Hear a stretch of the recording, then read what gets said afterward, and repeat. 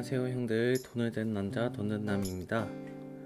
오늘은 이제 매일 1% 상승 컨텐츠를 했는데요. 이제 주말 중에 그리고 지난주 금요일이죠. 금요일날 오미크론이라는 코로나 변이 바이러스가 나오면서 전 세계 시황이 조금 흔들리고 장이 좀 이렇게 혼란스러운 그런 부분들 때문에 저희가 오늘은 1% 수익 컨텐츠보다는 이제 이슈가 됐던 전 세계 글로벌 이슈가 됐던 오미크론 관련해서 이제 어떤 식으로 생각을 해볼 필요가 있을지 그 부분에 대해서 영상을 준비해 봤습니다.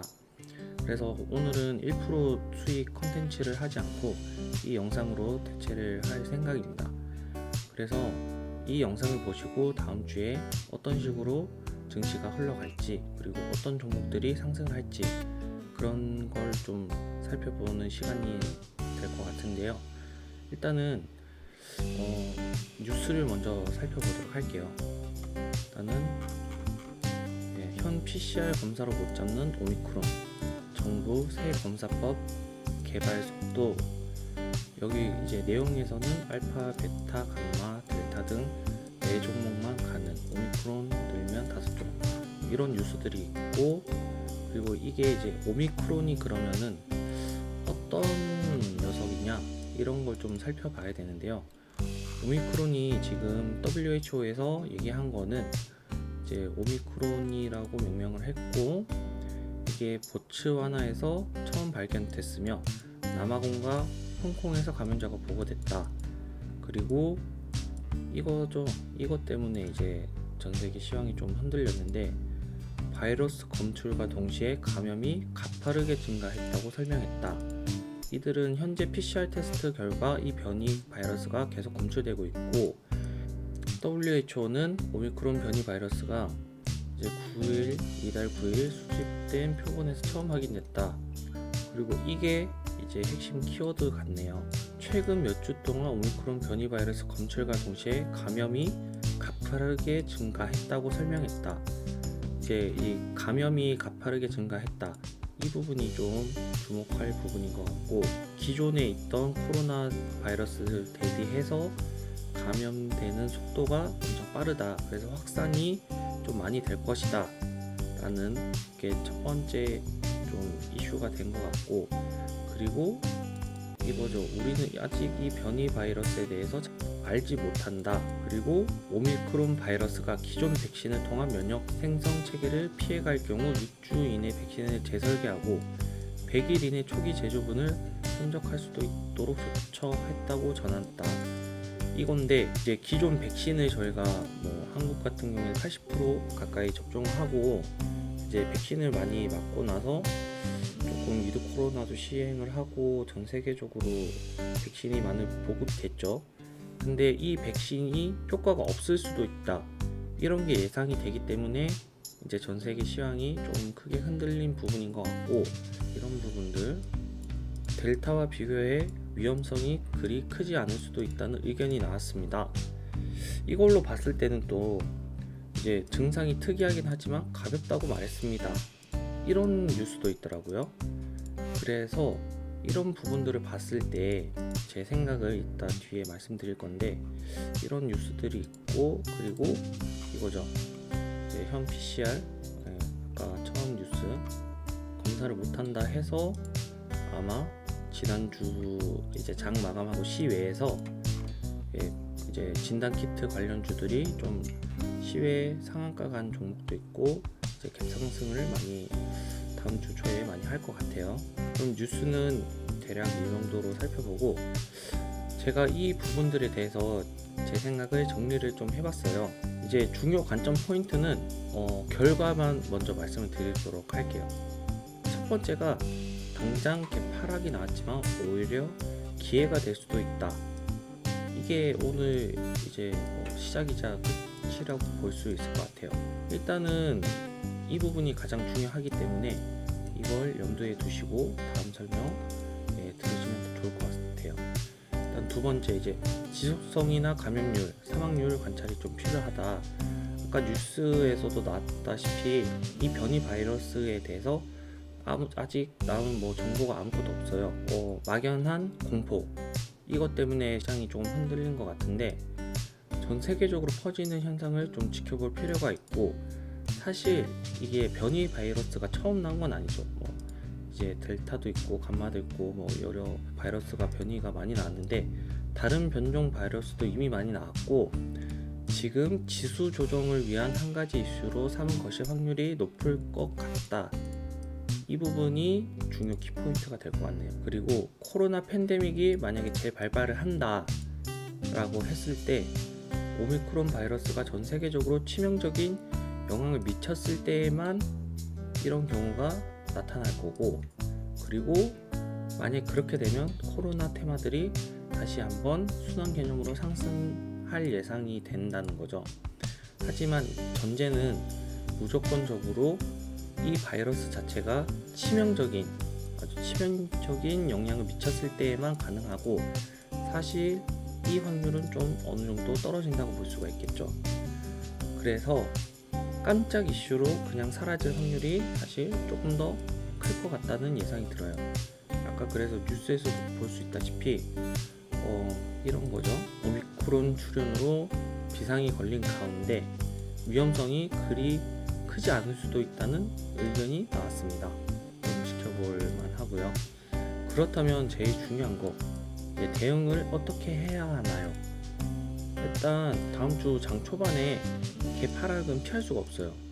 이거는 전 세계 시황이 전체적으로 하락을 했기 때문에 개파락은 당연히 이제 동반이 되는 거고, 그에 따라서 보유 중인 종목들에 한해서 버틸 수 있는 만큼 버텨보는 게 좋다는 생각을 하고 있어요. 왜냐면 여러 이제 과거 코로나 차트를 보면은 전부 이제 V자 형상을 많이 하는 차트들이 많아요. 엄청난 단기간에 급격히 하락을 했다가 다시 원점까지 또 급격하게 상승을 하거든요. 그렇기 때문에 이 이슈로 인해서 하락이 나오면 오히려 기회가 될 수도 있다. 이게 또 주요 포인트가 될 것 같고요. 자, 그러면은 이제 보유 중인 종목은 버틸 수 있다면이 전제가 되는 거고, 일단은 또 이제 만약 못 버티는 분들도 계실 거잖아요. 그러면 차라리 시초에 정리를 해서 코로나 관련 테마로 환승을 잠시 동안 하는 것도 한 가지 방법이 될 것 같아요. 일단은 시외에서 진단키트 대장으로 이제 움직였고, 마스크나 손소독제, 재택근무, 배달, 포장 이런 등등의 그 코로나 관련된 테마들, 이제 다음 주 초죠. 이때 당일 돈이 많이 쏠리는 쪽으로 탑승을 하면 이렇게 빨리 대응이 가능하신 분들은 어느 정도 수익을 챙길 수도 있지 않을까. 하지만 개파락이 나왔기 때문에 이거를 손실을 약간 복구하는 개념이지, 이걸 가지고 다시 환승을 해서 얘네가 얼마까지 가겠다 이런 관점으로 보시는 것보다는 약간 이제 장마를 좀 피해가는 관점, 그런 식으로 좀 접근을 하시는 게 좀 좋을 것 같다라는 생각을 가지고 있고, 또 가장 베스트는 현금을 보유하고 있는 거예요. 그래서 세계 증시가 어느 정도 안정이 되는 상황을 지켜보면서 대응하는 게 가장 좋죠. 역시 현금이 짱이에요. 현금을 일단은 당일 이제 데이 트레이딩을 하시는 분이든 아니면 스캘핑이나 주로 하시는 분들은 현금을 좀 보유를 하고 계시는 게 좀 좋을 것 같고, 그리고 스윙을 하시는 분들도 만약에 이제 물타기를 할 비중의 돈을 다음 종목에 들어가시는 것보다는 어느 정도 현금을 최대한 유지를 하시는 게 좋지 않을까라는 생각을 하고요. 그리고 이거는 사실 금방 회복될 가능성이 높을 것으로 예상이 됩니다. 저희가 이제 2년이라는 기간 동안 어떻게 보면 코로나를 같이 끼고 계속 지냈죠. 그러면서 이런 생활들이 어느 정도 익숙해지기도 했고, 어떻게 하면 또 대응을 할 수 있는지 그런 부분들이 또 많이 이제 좀 적응이 됐기 때문에 크게 이슈가 될 것 같지는 않지만 혹시나 또 크게 갈 수도 있죠. 그렇게 됐을 때는 이제 3번 이쪽이 예상되는 부분이고, 그리고 만약에 금방이라는 시간 자체는 사실 길어도 한두 달 이내로 생각을 하고, 이제 이 기간 동안은 사실 좀 어느 정도 좀 지켜보시면서 대응을 하시면 좋을 것 같아요. 사실 이제 한두 달 내면은 또 어떤 악재가 있죠? 이제 테이퍼링 이게 좀 남아있죠. 11월 달쯤 해서 시작을 하려고 했지만 이제 이게 좀 연말로 밀렸죠. 그러면서 11월 달 10월 말에서 11월 초 이때쯤 잠시 하락 구간이 있었는데 이제 12월로 밀린 거고, 이제 이런 게 좀 지속적으로 장이 안 좋을 확률이 좀 더 크다는 거, 이거는 좀 염두를 해주시면 좋을 것 같고, 거기에 이제 추가적으로 이제 그러면은 이제 하락장이 나올 수 있다, 이것도 유추를 해볼 수 있는데, 그럼 하락장에서는 어떤 식으로 대응을 하면 좋을까요? 이렇게 또 이제 의문이 생길 수 있는데, 하락장에서 나타나는 기본적인 현상을 좀 말씀을 드리면 대부분의 많은 종목이 하락이 나옵니다. 하지만 그중 몇몇 종목은 또 미친 듯이 상승을 해요.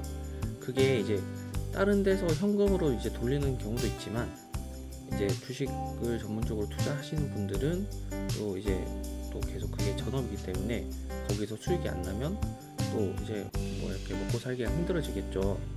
그렇기 때문에 어느 종목에 한해서 그 수급이 그쪽으로 쏠릴 거예요. 그러면 이제 종목이 막 미친 듯이 상승을 하는 경우가 대부분이거든요.